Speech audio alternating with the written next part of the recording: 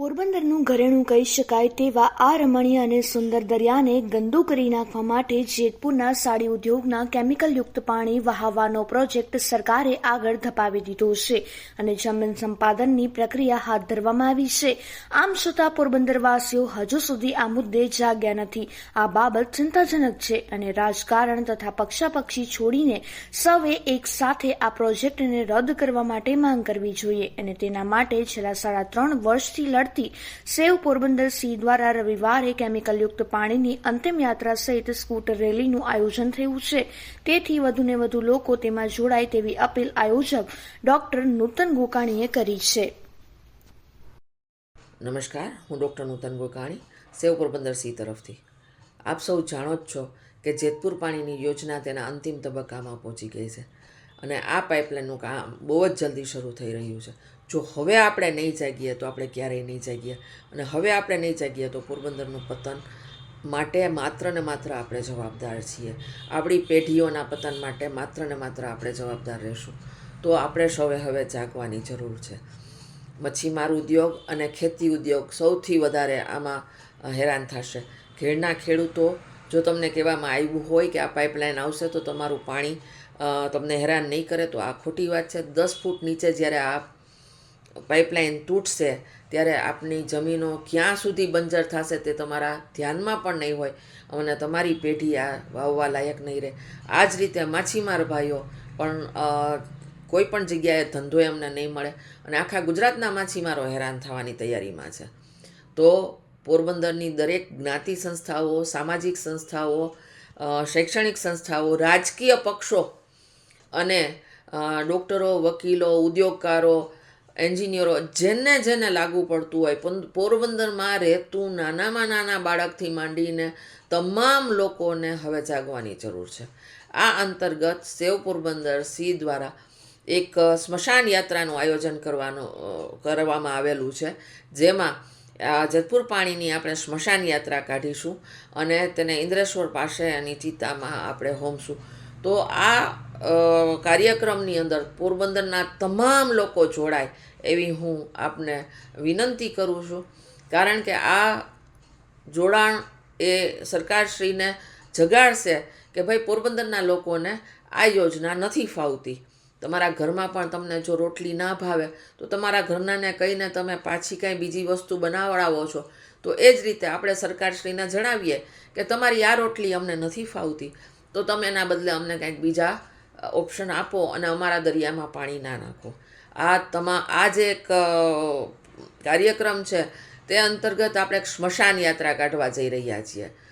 તારીખ 15/12/2024 રવિવારે સવારે 11 વાગે નરસન ટેકરીથી આ રથ ચાલુ થશે, જેમાં પૂતળું છે તે મળદા સ્વરૂપે આપણે રાખશું અને જેતપુરના પાણી જે બોરમાંથી અને ભાદરમાંથી લીધા છે તેને આપણે દર્શનાર્થે રાખશું અને ત્યાંથી સ્કૂટરની અંદર આપણે સૌ આપણા સ્કૂટર લઈ અને આ યાત્રા ચાલુ કરશું અને MG રોડ પાસેના ફુવારા પાસેથી થઈ અને ભાવસીજી તરફના રસ્તે હેલ્મેટ સર્કલે જશું. ત્યાંથી આપણે દદુના જીમ બાજુથી સીધા પાછળ ઇન્દ્રેશ્વર બાજુ જઈશું અને ત્યાં સૌ આ અર્થીને કાંધો આપી અને ત્યાં ચિતા ખડકેલી હશે ત્યાં આપણે એનો અંતિમ સંસ્કાર કરશું અને આપણે દરિયાદેવને એક શપથ લેશું કે અમે તને બગડવા નહીં દઈએ. પોરબંદરનો દરિયો અમારી જીવાદોરી છે. સૌ ખેડૂત ભાઈઓને, સૌ માછીમાર ભાઈઓને અને મેં કહ્યું તેમ તમામ સંસ્થાના લોકોને, પોરબંદરનું એક વ્યક્તિ આ સ્મશાન યાત્રામાં જોડાય એ હું આપ સૌને સેવ પોરબંદર સી તરફથી વિનંતી કરું છું. હું સતત આપ સૌ સમક્ષ આવતી રહીશ. પ્લીઝ આપ સૌ લોક જાગો. ખેડૂત ભાઈઓ, માછીમાર ભાઈઓ અને તમામ જ્ઞાતિ સંસ્થાઓ, હું તો કહું છું કે તમારા બાળકોને પણ આ શીખવો. ખાસ નવયુવાન અને નવયુવતીઓ તથા બહેનો સ્કૂટર લઈ અને આ રેલીમાં જોડાય. આ કોઈ વિરોધ પ્રદર્શન નથી કે તમે કોઈની આંખે થાશો અને તમારે ડરવાની જરૂર છે. આ શાંતિપૂર્ણ રીતે ગાંધી ચિંધ્યા માર્ગે ગાંધી જન્મભૂમિને પવિત્ર રાખવા માટે આપણા સૌનું એક પગલું છે અને એ આપણે સરકારશ્રીને કહીએ કે તમે આ માનો. તો આપ સૌને હું હાથ જોડી વિનંતી કરું છું કે આપ આ રેલીમાં જોડાઓ. તારીખ 15/12/2024 રવિવાર સવારે 11 કલાકે નરસન ટેકરી. ખૂબ ખૂબ આભાર.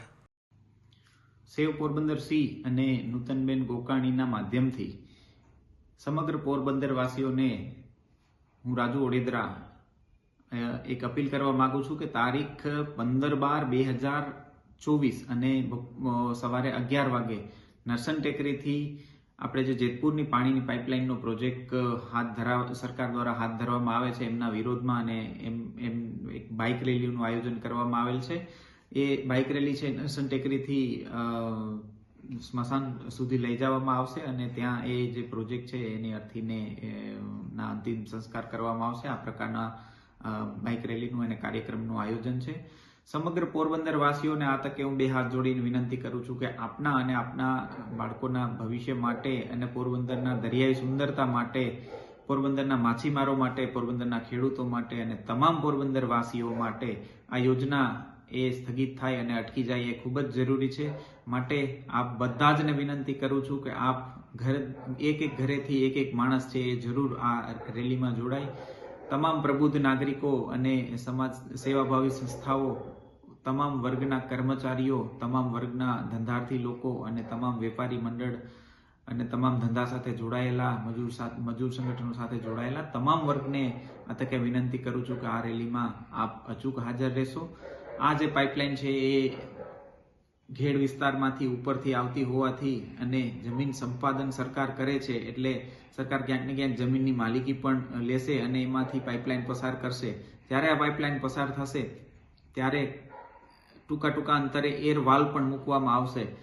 દરેક જગ્યાએ આપણે જોઈએ છે કે જ્યાંથી પાણીની પાઇપલાઇન પણ પસાર થતી હોય છે ત્યાંથી પાણી નીકળે છે. તો જ્યારે આ લાઈન નાખવામાં આવશે ત્યારે આ જે એરવાલ છે ત્યાંથી પણ પાણી ક્યાંક ને ક્યાંક લીકેજ થશે અને જમીનો બગડશે. સાથે જ આ જે લાઈન છે એ દરિયામાં નાખવામાં આવે છે તો દરિયાઈ સુંદરતાને ખૂબ જ નુકસાની કરશે અને માછીમારીનો જે આખો ઉદ્યોગ છે એ આના લીધે ઠપ થઈ જશે. સરકારની 2024ની પોલિસી પ્રમાણે સરકાર તો સીફૂડ પાર્ક પોરબંદર અને વલસાડમાં બનાવવા માંગે છે.